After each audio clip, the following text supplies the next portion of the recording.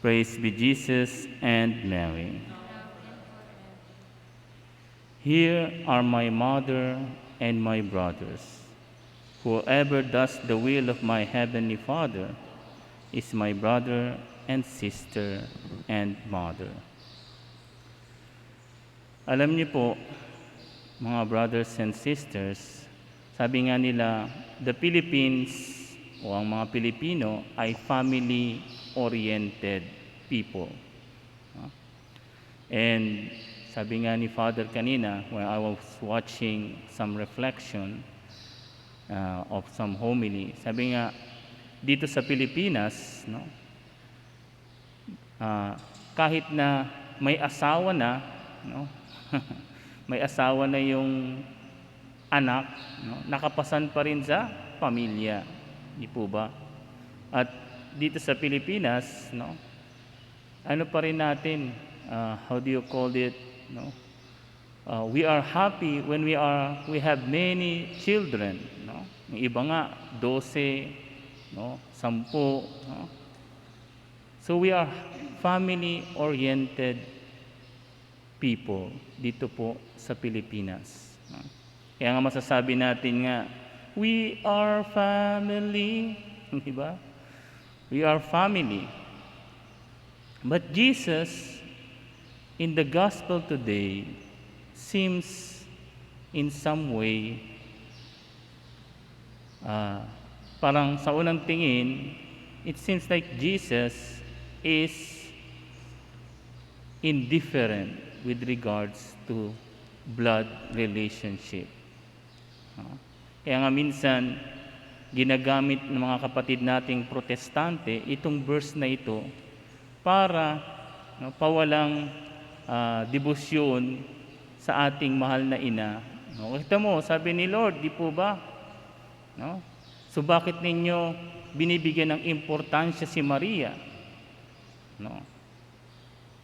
They forgot, no, that our Blessed Mother, no, fulfilled what Jesus said in the gospel today.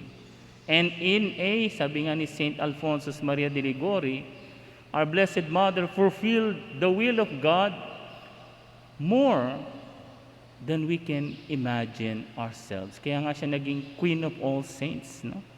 Kaya nga siya naging Reyna ng mga santo. Because who fulfilled first the will of God? Most sublime, our Blessed Mother, di ba? Sabi nga niya, fiat voluntas tua. Di po ba? She did what no other woman in the world could do.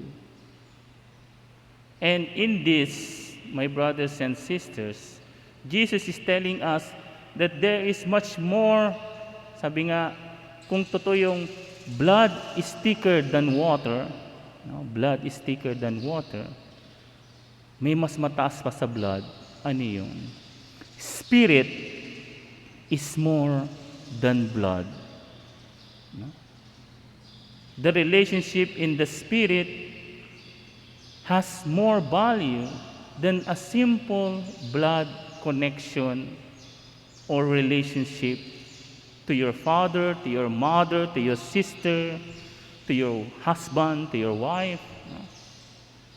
And Jesus is reminding us, no, that even though you and me, we have a family, no, we are called, no, you and me, we are called to a more wider and more supernatural, elevated relationship. What is that? The church. No? As a church, a family of God. No? We are a family of God. No? We are brothers, we are sisters. Di ba? Kapag pumupunta dito, kapag nagsasabing, peace be with you. No? What do we say? Brother, peace be with you. Sister, peace be with you. We are all families. And that Jesus underlines as more important than blood relationship. Kasi nga, Magpakatotoo tayo ngayon. Sabi nga, face to face. In reality, no, makikita natin sa dyaryo si Aki pinatay si Tio, no? Sino pa to? Si Uncle ginalaw si pamangkin, no? And that's the reality. Even though they have a blood connection, and yet they do something not good to their blood relationship. No? Kaya nga, sabi nga dun sa isang palabas, no? Home is not where there is only people. Home, kaya nga may pagkakaibang home at house. Alam nyo ba yan? No? There is the difference between home and house. A house is only when there are only people inside that establishment, that place. Nandun lang kayo pero wala kayong pakialaman. No? Minsan may mga ganyan sa parokya, sa community, no? Tinatawag lang na convent, no? Ganun din eh. There's a difference between a convent and a community. No? Yung iba, ang tingin convent but not a community. Yung iba rin think a house but not a home. Kasi mayroong pagkakaiba. A house, no, nandun lang yung mga tao, pero walang pakialaman. They do not love each other. KKK, kanya-kanyang kayod. No? There's no responsibility. No? Bahala kayo dyan, bahala ako dito. That's a house. But what is a home? A home is where each other, mother, father, sister, and whatever it is, they are concerned for each other. They love each other. No? Sister, anong kailangan mo? Sister, brother, anong kailangan mo? No? Sige, tutulungan kita dyan. Hindi mo na kailangan pukpukin pa. Hindi mo na kailangan sabihan pa, oy, brother, oy, sister, gawin mo yun. No. If there is a home, there is those person who knows the needs of each other, who is willing to get out from himself to love others. Because the center of a home is love. Not self-love, but love for each other. Ganun din sa community. Iba yung convent sa community. Ang convent, no, nandiyan ka para gawin lang yung gusto mo. Wala kang pakialam. Wala kang paki. No? Sabi pa nga, anong paki mo? Sa longel ko. No? Wala kang pakialam. Sa father, sa superior, sa guardian, sa mother superior, sa sister, sa friar, wala kang pakialam. Basta gawin mo lang gusto ko. Gawin ko yung gusto ko. That is not a community. A community, no, is where each think of the needs of others. No? And is open to each other. No? Hindi yung nagtatago. Hindi yung gumagawa ng hindi alam. No? Hindi yung gumagawa ng walang permission. No? Hindi po yun community. Community is where there is a bond and there is no indifference towards each other. No?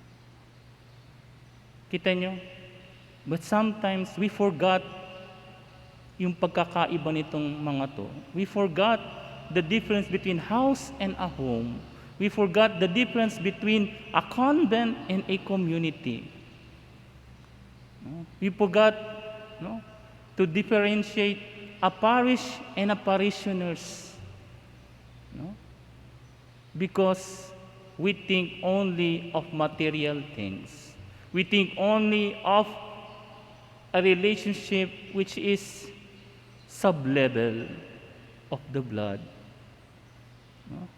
Kaya nga alam nyo, no, in reality, no, di po ba, hindi lang naman sa film, hindi lang naman sa Korean drama, hindi lang naman sa telenovela, but in reality, no, and I heard, no, narinig ko rin, no, personally, some will say, alam nyo, Father, mas feel ko pa na nasa pamilya ako pag nasa simbahan ako, kesa nandun ako sa harong namin, sa bahay namin. Di ba? Bakit may mga mga kabataan na mas pinipiling nasa labas, lakwat siya dito, lakwat siya doon? Huh? Bakit mas gusto nila yung kasama yung kabarkada nila kesa nandun sila sa bahay, sa harong nila? Kasi they feel home with those friends. No? Dun sa mga barkada nila. Hindi nila feel na nasa home sila kapag nasa harong sila. Di po ba? Kaya nga, no? Jesus reminds us today, no, that there is much more higher than blood relations. And that is a relationship founded in the Spirit, founded in love for Christ. No? Kaya nga, hingin natin kay Ina, our Mother of Mary Co-Redemptrix, no? And Our Lady of Peña Francia and Saint Joseph, no? That our house may become a home, that our convent may become a community, that our parish becomes a parishioners, no? Where each of us are not indifferent to each other. Each of us love each other for the love of Christ. Praise be Jesus and Mary.